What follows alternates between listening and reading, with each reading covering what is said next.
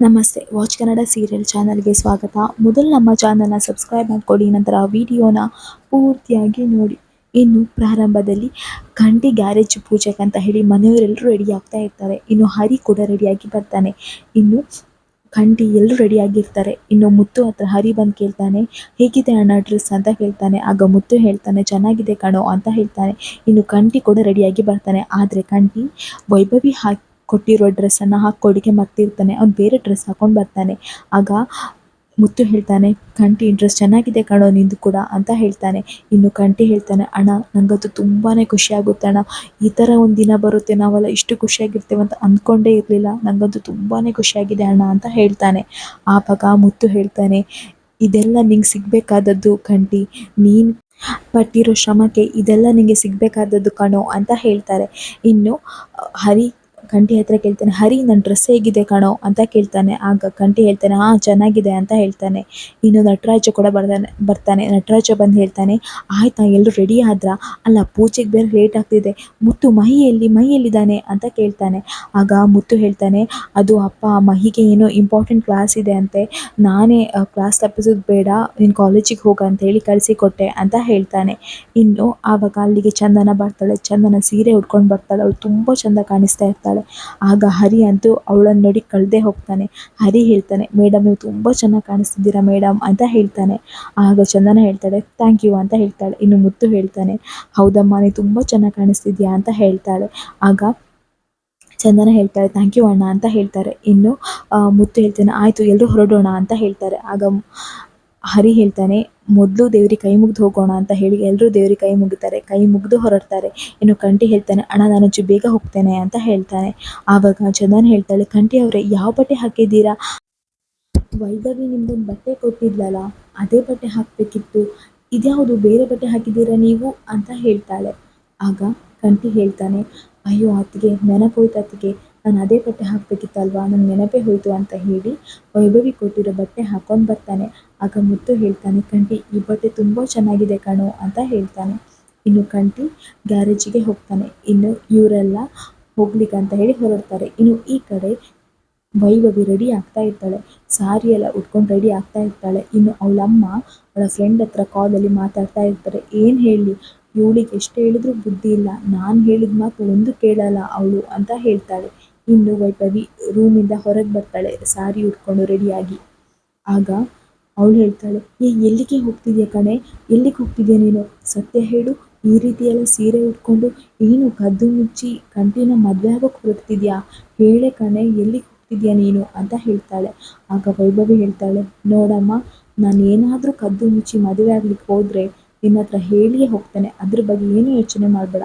ನೋಡು ನಾನಿವತ್ತು ಹೋಗ್ತಿರೋದು ಕಂಠಿ ಗ್ಯಾರೇಜ್ ಪೂಜೆ ಅಲ್ವಾ, ಅದಕ್ಕೆ ಹೋಗ್ತಿದ್ದೇನೆ ಅಂತ ಹೇಳ್ತಾಳೆ. ಆಗ ಅವಳು ಹೇಳ್ತಾಳೆ, ಏನು ಅವ್ನ ಗ್ಯಾರೇಜ್ ಪೂಜೆಗೆ ನೀನು ಹೋಗ್ತೀಯಾ, ನಿಂಗೆ ಎಷ್ಟು ಸಲ ಹೇಳಿದ್ದೇನೆ ಅವ್ನ ತಂಟೆಗೆ ಹೋಗಬೇಡ, ಅವ್ನ ಸುದ್ದಿಗೆ ಹೋಗಬೇಡ ಅಂತ ಹೇಳ್ಕೊಂಡು, ಅಲ್ಲಿಗೆ ನೀನು ಯಾಕೆ ಹೋಗಬೇಕು, ನೋಡಿದವ್ರು ಏನು ಅಂದ್ಕೊಳ್ತಾರೆ, ನೋಡು ಎಲ್ಲಿಗೂ ಹೋಗಬೇಡ, ನಾನು ಇದನ್ನು ಎಲ್ಲಿಗೂ ಹೋಗೋಕೆ ಬಿಡಲ್ಲ ಅಂತ ಹೇಳ್ತಾಳೆ. ಆಗ ವೈಭವಿ ಹೇಳ್ತಾಳೆ, ಅಮ್ಮ ಈ ನಂಬರ್ ನಿಮ್ಗೆ ಗೊತ್ತಿದೆಯಾ, ಅದೇ ಪೊಲೀಸ್ನವ್ರ ನಂಬರ್, ಆ ದಿನ ಬಂದು ನಂಗೆ ನಂಬರ್ ಕೊಟ್ರಲ್ಲ, ನಾನು ಏನಾದರೂ ಅವ್ರಿಗೆ ಕಾಲ್ ಮಾಡಿ ನೀವು ಈ ರೀತಿ ನನಗೆ ಟಾರ್ಚರ್ ಕೊಡ್ತಿದ್ದೀರಾ ಅಂತ ಹೇಳಿದರೆ ನಿನ್ನನ್ನು ನಿನ್ನ ಮಗನು ಇಬ್ಬರನ್ನು ಒಳಗಡೆ ತಗೊಂಡೋಗಿ ಹಾಕ್ತಾರೆ, ಪರವಾಗಿಲ್ಲ ನಿನಗೆ, ನೋಡು ಈಗ ನನ್ನನ್ನು ಸುಮ್ಮನೆ ಹೋಗೋಕೆ ಬಿಡು, ಇಲ್ಲದಿದ್ದರೆ ನಾನು ಅದೇ ಕೆಲಸ ಮಾಡಬೇಕಾಗ್ತದೆ ನೋಡ್ತಿರು ಅಂತ ಹೇಳ್ತಾಳೆ. ಇನ್ನು ಅವರಮ್ಮ ಹೆದರ್ಕೊಂಡು ವೈಭವಿನ ಹೋಗಲಿಕ್ಕೆ ಬಿಡ್ತಾಳೆ. ಇನ್ನು ಈ ಕಡೆ ಕಂಠಿ ಮತ್ತು ಬ್ಯಾಟ್ರಿ ಗ್ಯಾರೇಜಲ್ಲಿ ಎಲ್ಲ ಸಿದ್ಧತೆ ಮಾಡ್ಕೊಂಡಿರ್ತಾರೆ. ಹೂವಿನ ಅಲಂಕಾರ, ದೇವ್ರ ಪೂಜೆ ಎಲ್ಲದಕ್ಕೂ ಸಿದ್ಧತೆ ಮಾಡ್ಕೊಂಡಿರ್ತಾರೆ. ಇನ್ನು ಅಲ್ಲಿಗೆ ಮನೆಯವರು ಎಲ್ಲರೂ ಬರ್ತಾರೆ. ಇನ್ನು ಮುತ್ತು ತುಂಬಾ ಖುಷಿಯಾಗುತ್ತೆ, ನೋಡಿ ಕಂಠಿ ಯಾವ ರೀತಿ ರೆಡಿ ಮಾಡಿದ್ದಾನೆ ಗ್ಯಾರೇಜನ್ನು, ತುಂಬ ಚೆನ್ನಾಗಿ ರೆಡಿ ಮಾಡಿದ್ದಾನಲ್ವಾ ಅಂತ ಹೇಳ್ತಾರೆ. ಇನ್ನು ಚಂದನ ಕೂಡ ತುಂಬ ಖುಷಿ ಪಡ್ತಾರೆ. ಇನ್ನು ಚಂದನ ನೇಮ್ ಬೋರ್ಡನ್ನು ನೋಡ್ತಾಳೆ.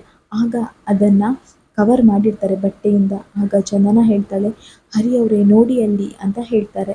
ಆಗ ಹರಿ ಹೇಳ್ತಾನೆ, ಏನು ಮೇಡಮ್ ಅಂತ ಹೇಳ್ತಾನೆ. ಅವನಿಗೆ ಬೋರ್ಡ್ ನೋಡೋದಕ್ಕಿಂತ ಚಂದನ ಹರಿಯ ಕೈ ಹಿಡ್ಕೊಂಡಿದ್ದೆ ತುಂಬಾ ಖುಷಿಯಾಗುತ್ತೆ ಹರಿಗೆ. ಅವನು ಬೋರ್ಡ್ ನೋಡೋದು ಬಿಟ್ಟು ಚಂದನನ ಕೈ ನೋಡ್ತಾ ಇರ್ತಾನೆ.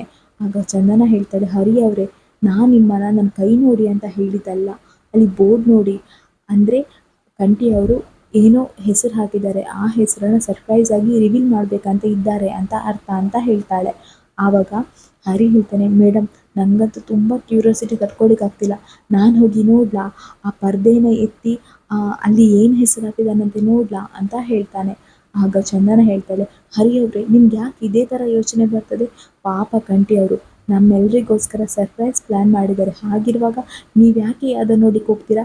ಏನೂ ಬೇಡ ಬನ್ನಿ, ಅವರೇ ನಮಗೆ ತೋರಿಸ್ಲಿ ಅಂತ ಹೇಳ್ತಾಳೆ. ಇನ್ನು ಎಲ್ಲರೂ ಕೂಡ ಗ್ಯಾರೇಜ್ ಒಳಗೆ ಬರ್ತಾರೆ. ಪೂಜೆ ಎಲ್ಲ ಆಗ್ತಾ ಇರ್ತದೆ. ಇನ್ನು ಹರಿ ಹೇಳ್ತಾನೆ, ಕಂಠಿ ತುಂಬ ಚೆನ್ನಾಗಿ ಗ್ಯಾರೇಜ್ ರೆಡಿ ಮಾಡಿದ್ಯಾ ಕಣೋ, ಆದರೆ ಗ್ಯಾರೇಜಿಗೆ ಏನಂತ ಹೆಸರಿಟ್ಟಿದ್ಯಾ?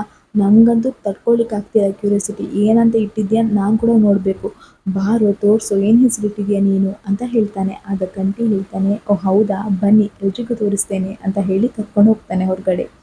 ಇನ್ನು ಕಂಠಿ ಮುತ್ತು ಹತ್ರ ಹೇಳ್ತಾನೆ, ಅಣ್ಣ ನೀನು ಆ ಪರ್ದೆ ಸರಿಸಣ್ಣ, ಅದರಲ್ಲಿ ಏನು ಹೆಸರಿದೆ ಅಂತ ಎಲ್ಲರೂ ನೋಡಲಿ ಅಂತ ಹೇಳ್ತಾನೆ. ಆಗ ಮುತ್ತು ಹೇಳ್ತಾನೆ, ಏನು ನಾನು ಮಾಡಬೇಕಾ ಅಂತ ಹೇಳ್ತಾನೆ. ಆಗ ಕಂಠಿ ಹೇಳ್ತಾನೆ, ಹೌದಣ್ಣ ನೀನೇ ಹೆಸರು ಎಲ್ಲರಿಗೂ ತೋರಿಸ್ಬೇಕು ಅಂತ ಹೇಳ್ತಾನೆ. ಆಗ ಅವನು ಪರ್ದೆ ಸರಿಸ್ತಾನೆ. ಅದರಲ್ಲಿ ಮುತ್ತು ಮೆಕ್ಯಾನಿಕ್ ಶಾಪ್ ಅಂತ ಇರ್ತದೆ. ಆಗ ಮುತ್ತುಗದು ತುಂಬಾ ಖುಷಿಯಾಗುತ್ತೆ, ಮನೆಯವರೆಲ್ರಿಗೂ ತುಂಬ ಖುಷಿಯಾಗುತ್ತೆ. ಮುತ್ತುಗೆ ಏನು ಹೇಳಬೇಕಂತಲೇ ಗೊತ್ತಾಗಲ್ಲ, ಅವನಿಗೆ ಆನಂದ ಬಾಷ್ಪನೇ ಬರುತ್ತೆ. ಆಗ ಮನೆಯವರೆಲ್ಲರೂ ಹೇಳ್ತಾರೆ, ಕಂಠಿ ಒಳ್ಳೆ ಹೆಸರಿಟ್ಟಿದ್ಯಾ ಕಣೋ ಅಂತ ಹೇಳ್ತಾರೆ. ಇನ್ನು ಮುತ್ತುಗಂತೂ ಮಾತೇ ಬರ್ತಿರಲ್ಲ, ಮುತ್ತುಗೆ ಏನು ಮಾತಾಡಬೇಕಂತಲೇ ಗೊತ್ತಾಗ್ತಿರಲ್ಲ. ಆಗ ಮುತ್ತು ಹೇಳ್ತಾನೆ, ಅಲ್ಲ ಕಂಠಿ ನನ್ನ ಹೆಸರು ಯಾಕೆ ಕಂಠಿ ಇಟ್ಟಿದ್ಯಾ ನೀನು ಅಂತ ಹೇಳ್ತಾನೆ. ಆಗ ಕಂಠಿ ಹೇಳ್ತಾನೆ, ಅಣ್ಣ ನಾನು ನಿನ್ನ ಹೆಸರು ಇಡಬೇಕಲ್ವಾ, ನಿನ್ನ ಹೆಸರು ಇಡದೆ ಮತ್ತು ಯಾರ ಹೆಸರು ಇಡಲಿ?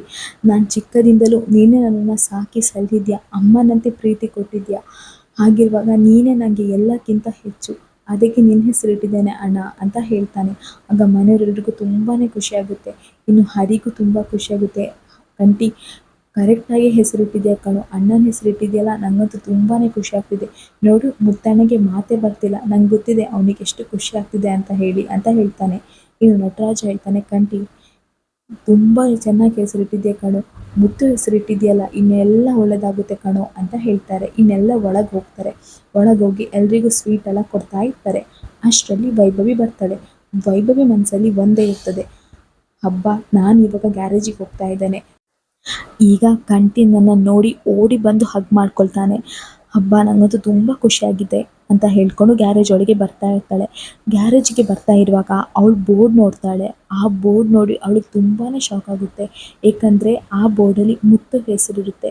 ಅವಳು ಅಂದ್ಕೊಂಡಿರ್ತಾಳೆ ವೈಭವಿ ಹೆಸರಿರುತ್ತೆ ಅಂತ ಹೇಳ್ಕೊಂಡು, ಆದರೆ ಅದು ಮುತ್ತು ಹೆಸರಿರುತ್ತೆ. ಅವಳಿಗೆ ತುಂಬಾ ಬೇಜಾರಾಗುತ್ತೆ. ಇನ್ನು ಅವಳು ಗ್ಯಾರೇಜ್ ಒಳಗೆ ಬರ್ತಾಳೆ. ಚಂದನ್ ಅವಳನ್ನು ಕರ್ಕೊಂಡು ಬರ್ತಾಳೆ. ಆದರೆ ಕಂಠಿ ಅಂತೂ ಬೇರೆಯವ್ರನ್ನ ಮಾತಾಡ್ಸೋದ್ರಲ್ಲಿ ಬ್ಯುಸಿಯಾಗಿರ್ತಾನೆ. ಅವನು ಅವಳನ್ನು ಕೇರೆ ಮಾಡ್ತಿರಲ್ಲ. ಆಗ ಅವಳಿಗೆ ತುಂಬ ಬೇಜಾರಾಗ್ತಿರ್ತದೆ. ಕಂಠಿ ಅವನ ಫ್ರೆಂಡ್ಸನ್ನೆಲ್ಲ ಮಾತಾಡಿಸ್ತಾ ಇರ್ತಾರೆ. ಹಾಗೆ ಅವ್ರ ಹಳೆ ಓನರ್ ಕೂಡ ಬರ್ತಾರೆ, ಅವರನ್ನು ಕೂಡ ಮಾತಾಡಿಸ್ತಾ ಇರ್ತಾರೆ. ಆದರೆ ವೈಭವಿನಂತ ಮಾತಾಡಿಸ್ತಾನೆ ಇರಲ್ಲ ಕಂಠಿ. ಇನ್ನು ಹಳೆ ಓನರ್ ಹೇಳ್ತಾರೆ, ಕಂಠಿ ಗ್ಯಾರೇಜಿಗೆ ಒಳ್ಳೆ ಹೆಸರಿಟ್ಟಿದ್ಯಾ, ನಿನ್ನ ಅಣ್ಣನ ಹೆಸರಿಟ್ಟಿದೆಯಲ್ಲ, ತುಂಬ ಒಳ್ಳೆಯದಾಗುತ್ತೆ. ಇದೇ ರೀತಿ ನಿಮ್ಮ ಅಣ್ಣ ತಮ್ಮಂದಿರು ಖುಷಿಯಾಗಿ 100 ಕಾಲ ಹೀಗೆ ಇರಿ ಅಂತ ಹೇಳಿ ಆಶೀರ್ವಾದ ಮಾಡ್ತಾರೆ. ಇನ್ನು ಎಲ್ರಿಗೂ ತುಂಬ ಖುಷಿ ಆಗ್ತಾ ಇರ್ತದೆ. ಇಲ್ಲಿಗೆ ಈ ವಿಡಿಯೋ ಮುಗಿಯುತ್ತೆ. ನಮ್ಮ ವಾಚ್ ಕನ್ನಡ ಸೀರಿಯಲ್ ಚಾನಲ್ ದಯಮಾಡಿ ಸಬ್ಸ್ಕ್ರೈಬ್ ಮಾಡಿಕೊಡಿ. ನಿಮ್ಮ ಬೆಂಬಲ ಸದಾ ನಮ್ಮ ಮೇಲೆ ಹೀಗೆ ಇರಲಿ.